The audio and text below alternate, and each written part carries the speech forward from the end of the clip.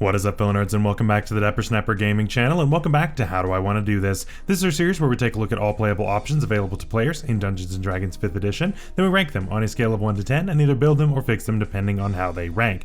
Now today we finish up our talks on the Divination Wizard, the one that looked into the future, saw how to be one of the best subclasses of all time, and definitely made that happen. But today we're going to put that into practice as we build one, and I'm looking forward to that. But before we do so, make sure to leave a like on the video, subscribe if you haven't already, and of course share the video with your friends. We are so close to getting to 5,000 subscribers, so please help me to get there by the end of this year. We can do it, but of course I need your help for one big push here at the end of the year.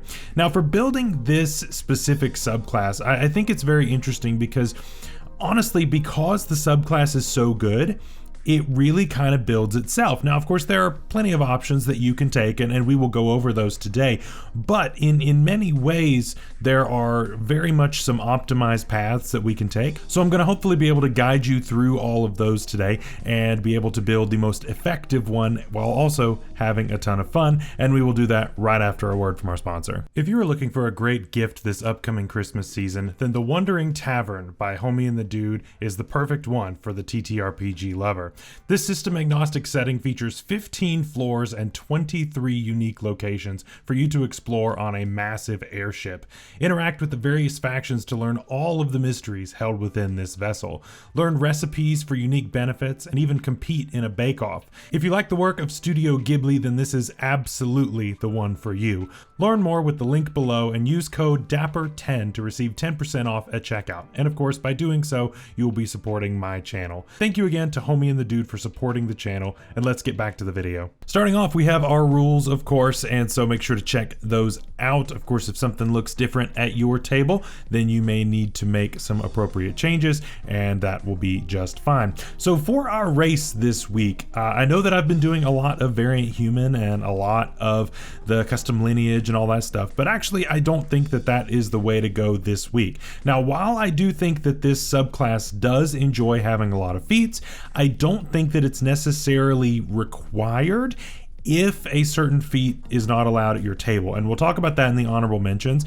There's a certain feat that technically would work on pretty much any build, but I don't ever mention it in my builds because it's banned at so many tables. And so I wanted to bring that up today because it is very effective, but I'm not going to include it in today's build. Instead, we're going to actually be a halfling. And I think the halfling makes a lot of sense here. You get to re-roll ones on your attack rolls, your saving throws, and your ability checks, and this is going to save you from having to use your portent on yourself at least most of the time if it's a 1. Now if you roll a 2, you're still out of it, but at least this will catch 1s. And to me, that's honestly worth it to be able to not have to burn my main feature on myself and be able to make sure that my paladin has a big hit, or make sure that the boss doesn't get a big hit off on either yourself or somebody else like that, right? It allows you to have that flexibility to use it on a way that really benefits your team rather than just yourself. And I think that that makes a lot more sense here. We of course also get Brave and Nimble. So Brave of course gives us advantage on Frighten, and of course Nimble allows us to move in and out, so it's a lot harder for us to get surrounded, which as a wizard is very much appreciated.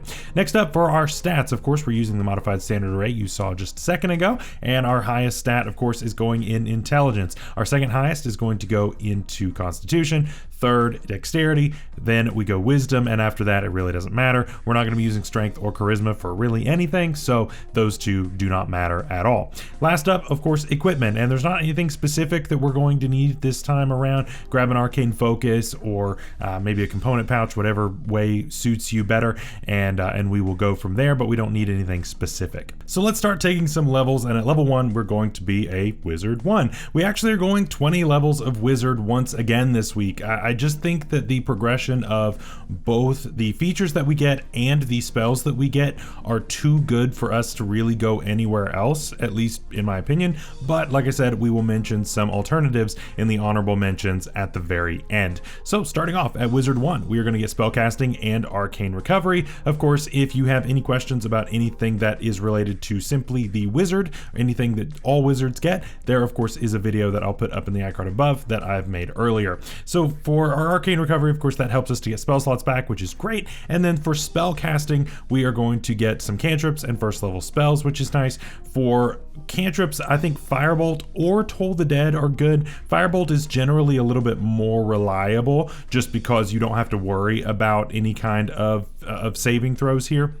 It's just an attack roll, so typically that one's better, but you could swap out either one. We also have things like Mind Sliver for follow-up saving throws, which is good, and Prestidigitation just as an all-arounder. For first level spells, Shield, Burning Hands, Grease, Mage Armor, Tasha's Hideous Laughter, all of these are my go-tos here. Now there's one that's one of my go-tos that I didn't mention, and you'll see why here in just a minute, but don't worry, it's okay. At Wizard 2, we of course are going to get our Divination Savant and Portent as we become a Divination Wizard. Again, we talked about these features in great detail back earlier this week on Wednesday, so make sure to check that out if you have any questions about those specific features. But Divination Savant, of course, makes it a lot faster and cheaper for us to copy down spells that are Divination, and Portent, of course, makes us absolutely busted, being able to replace rolls with those that we want, which is pretty cool.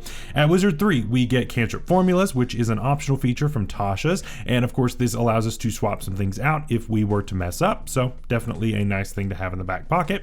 And we also get second level spells here, so I'll grab Hold Person, Shatter, and Suggestion just to have all of those. You're going to notice that we're really going to be targeting these spells that have saving throws. This is because that's a really easy way to force a really poor roll on Portent onto somebody else, and so when you roll that 2 or roll that 3 or whatever it is, that's the time to throw a really bad sucker save type of spell onto an enemy and then force a failure with Portent, which is really cool, and these are only going to get worse as it goes on.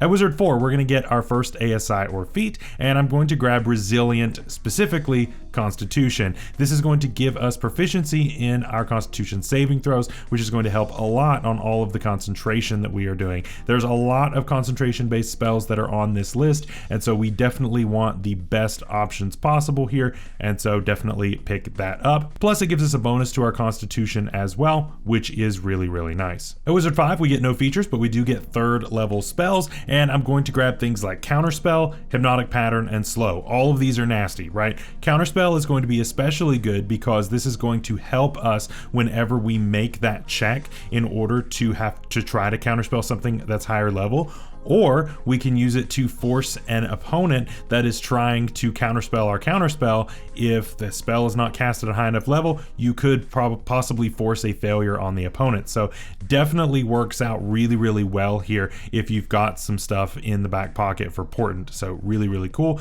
Slow is great for those enemies that have a ton of attacks. Really great option there. At Wizard 6, we get Expert Divination, which is a fantastic feature allowing us to gain back spell slots, which is really cool, and it really rewards us in casting those divination spells. So again, I know I'm mentioning a lot of spells that aren't necessarily divination, but make sure that you're picking up a bunch of them just to have them so that we can use this feature, which is really cool. Of course, Scrying is a great one. There are plenty of them out there that make a ton of sense here, and so we're definitely going to want to pick up a lot of those so that we can best use this feature. I would honestly recommend having one per spell level at least, and so make sure you have a first level spell, a second level spell, third level spell, all that, just at least one of each so that we can use this feature to the maximum efficiency. Then at Wizard 7, we get no features, but we do get fourth level spells, and I'm going to pick up Banishment and Polymorph. Again, those are huge here for being able to cause that sucker save spell to just not go well for the opponent, and I really like that. At Wizard 8, we get another ASI or feat, and I'm going to pick up Fey Touched. Fey Touched makes a lot of sense here because not only are we going to get a +1 in our intelligence in order to round that out, we also are now going to pick up 2 great spells. Number 1, Misty Step, of course, makes a ton of sense, and the other one, of course, has to be one that is a little more limited in what spell schools we can choose from, but we already know it's going to be Silvery Barbs because we didn't pick that up earlier. So really cool to have both of those now in the back pocket, along with a +1 to our intelligence. That's really nice.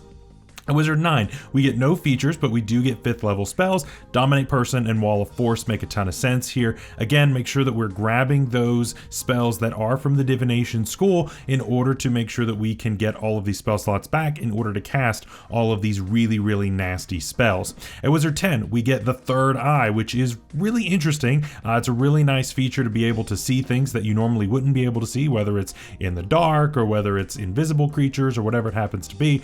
This is a really nice feature. It's definitely the most underwhelming feature of the entire kit, but honestly, this being the most underwhelming means that the entire kit's honestly pretty good. So it's not too bad, to be fair. It's really not bad. At Wizard 11, we get no features, but we do get 6th level spells. Mass Suggestion's really the main one that I'm going to mention. Of course, there are a couple others that are okay, but this one makes the most sense to me. For Wizard 12, we get an ASI or feat, and we're just going to bump Constitution here. It makes the most sense to me to get our hit points up, to make sure that we're able to maintain concentration when we need to. All of that is very, very useful, so make sure you do that. At Wizard 13, we get no features, but we do get 7th level spells, and so things like Finger of Death and Prismatic Spray make a lot of sense. These are both damage dealers, obviously, but either way, not too bad.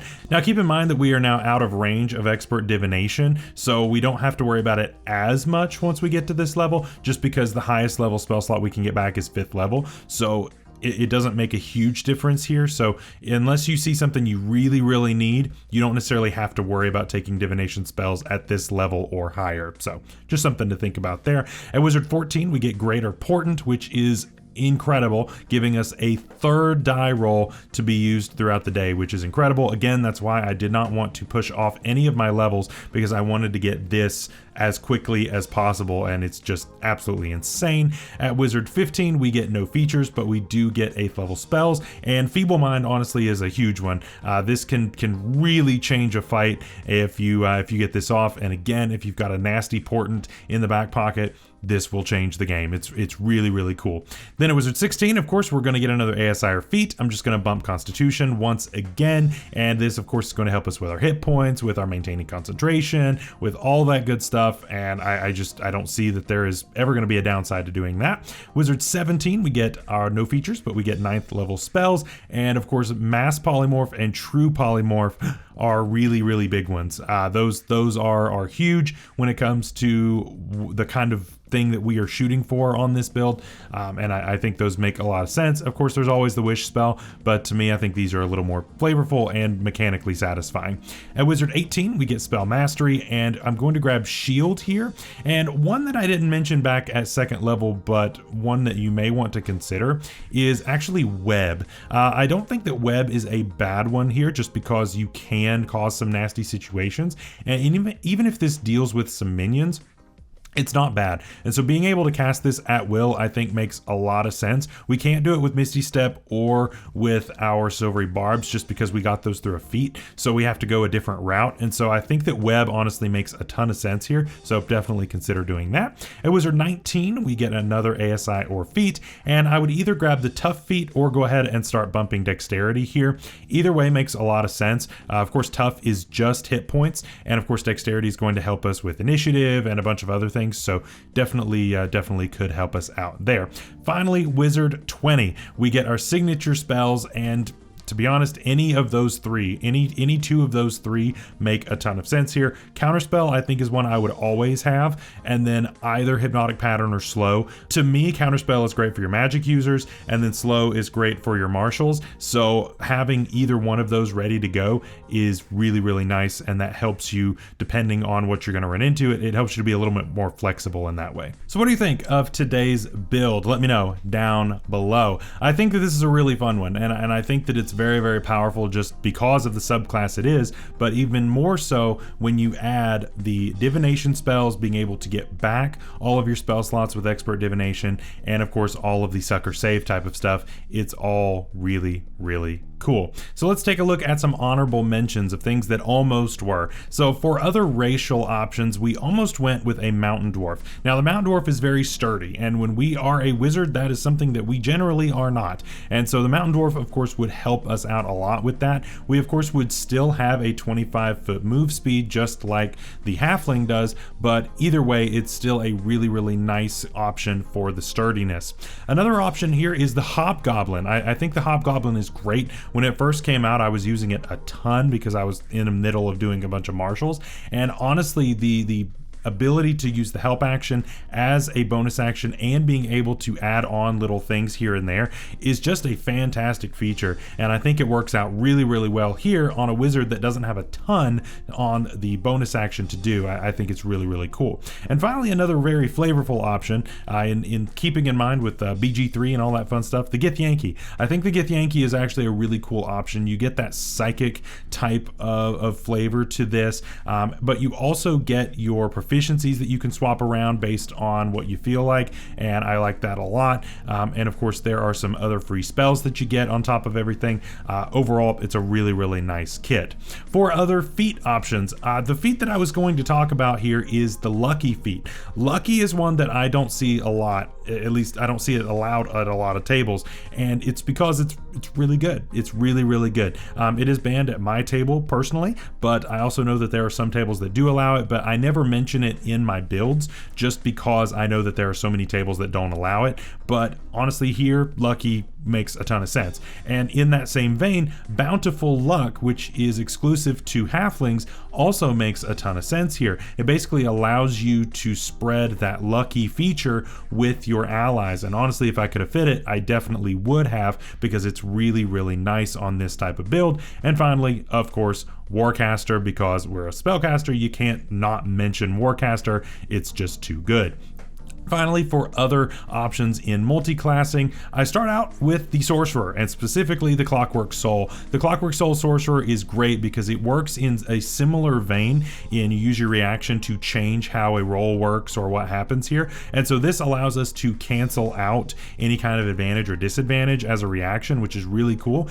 And it scales on our proficiency bonus, so you can just take the one level and leave and you get the full benefit, which is really cool. And of course, Artificer and Fighter for pretty much the same reasons. Artificer a little bit better just because you give up a lot less of your spell progression, which is great, but either way you get some really nice armor proficiency. With Artificer you get some spells, with Fighter you get some fighting styles, you get all that good stuff. Either way, both of these make a ton of sense, and so I think you could make either one of those work really well. So that is all for today's video. I hope you all enjoyed. Make sure to let me know down below what you thought. Next week, we are moving on to enchantment, I believe, and I am looking forward to a little bit more of a tantalizing option, one that seems very attractive, but we'll just have to see how good it is when we get there. So until then, stay safe out there, stay healthy. We'll see you later. Bye-bye.